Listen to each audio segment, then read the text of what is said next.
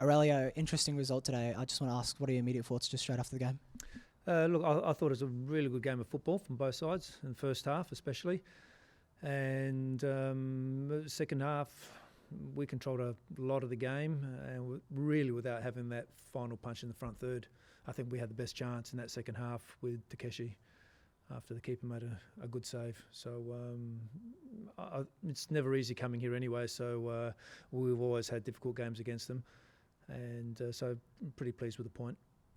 Yeah, and of course, maybe there were parts of the game where you did take control, but really, do you think maybe there was a bit of a team struggled out there today? Maybe sort of, finding that last ball, finding that sort of finishing touch to... No, I don't think we struggled. We probably had difficulties in trying to get that final pass in the front third. As I said, we controlled most of the game in that second half, just without having that killer edge. But some of these guys have just played together for the first time today as well, so they're going to need a little bit of time to gel, but really positive signs. Of course, you mentioned it's the first time they played today. It was an interesting pre-season for your team, obviously. Maybe didn't get the competitive games you wanted with the Australia Cup and, of course, fielding younger teams in the Asian Champions League. Of course, that's how you've wanted to approach those competitions, but... maybe does it sort of show, maybe was the approach to pre-season maybe should have been taken a different way, or? No. We had a decent pre-season like we did last year. We had a decent one this year.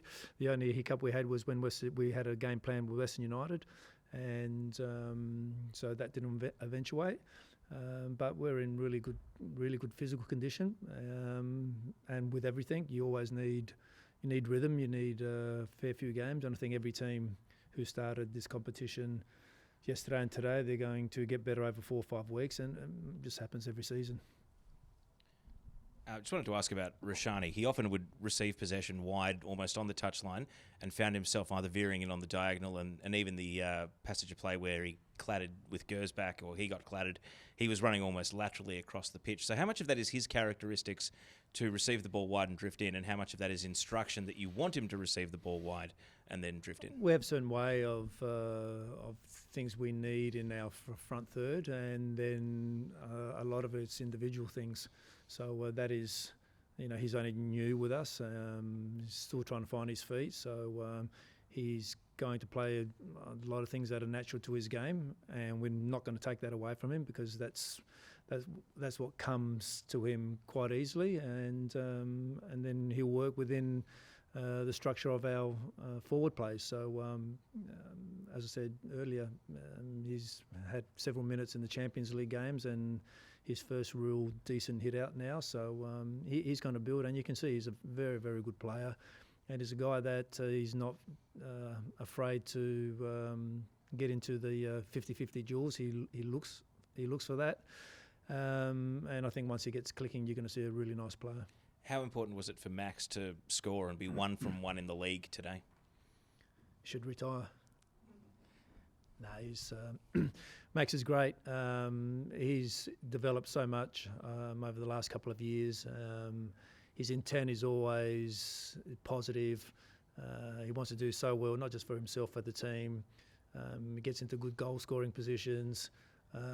He's just going to get better and better. He was away with the under-20s of the World Cup, so he has to, again, come back now after, 3 weeks or so and find rhythm again.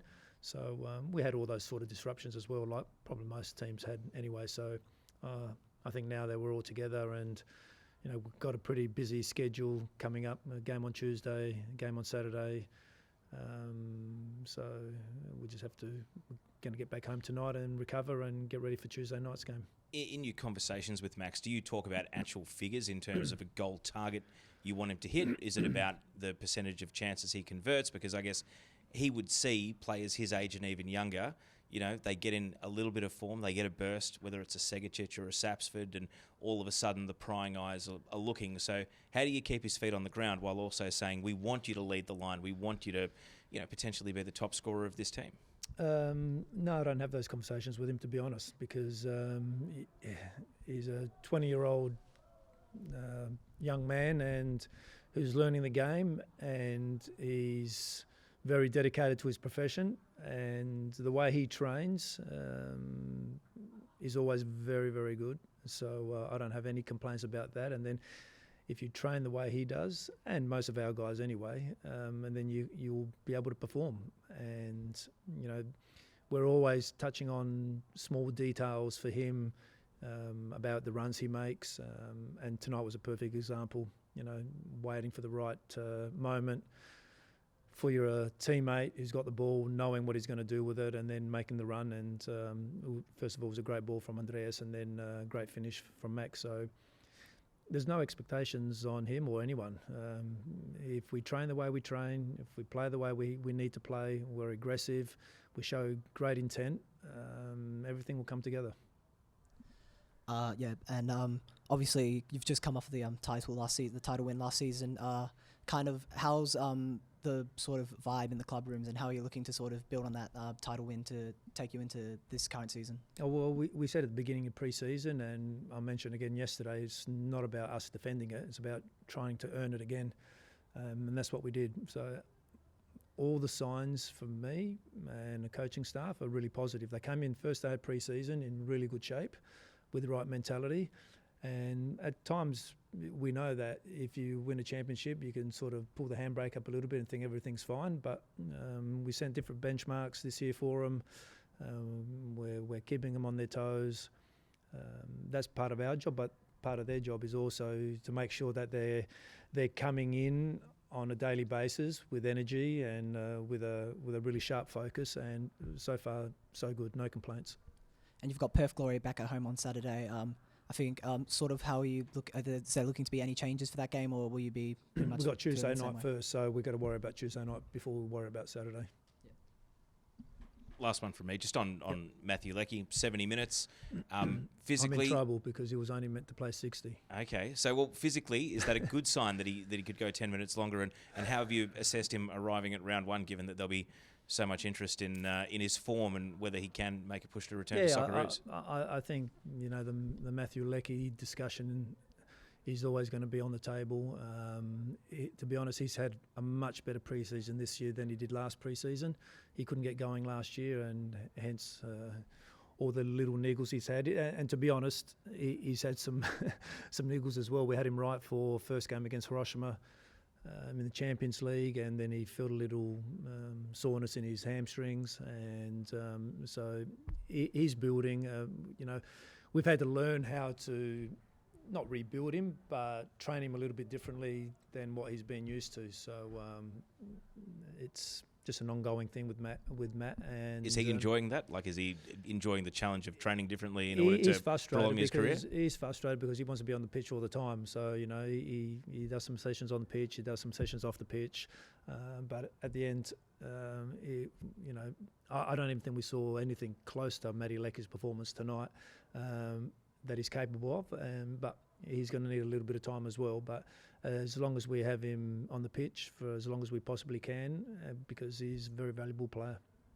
Thanks, really. And just last question, with Max.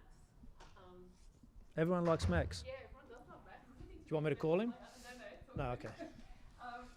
It's actually quite unbelievable to think that he made his A-League debut 5 years ago. And Was it 5? Yeah, it was 15. Yeah, it was 15. Yeah. And Max. Debut at 15. And Yep. And he's just come back from the Under-20s World Cup. He scored 2 goals there. We've seen with the Wanderers, they've lost 2 very good players, young players. We saw with MacArthur last year, they lost some attacking power with their talent. Are we hoping to keep Max here? Are you expecting to see Max here for the rest of the A-League season? Absolutely. Yep. That's good for us. Excellent. That's it? That's the only comment you've got? Okay. That's all. We don't know what's going to happen. Obviously, Max is an important player for us, and eventually he's going to get himself where he needs to get, but he's also very realistic. He understands about not pulling the trigger too early and going early, and sometimes when you do that you suffer. So the move has to be good for both parties, the club and also for Max, but he's in a position now where he really wants to just knuckle down, work his backside off and get himself in the best possible condition and to keep scoring goals for the team. And whatever happens in the future is we can't control. And so, but as I said, he is definitely at this stage going to finish off the season, no problem.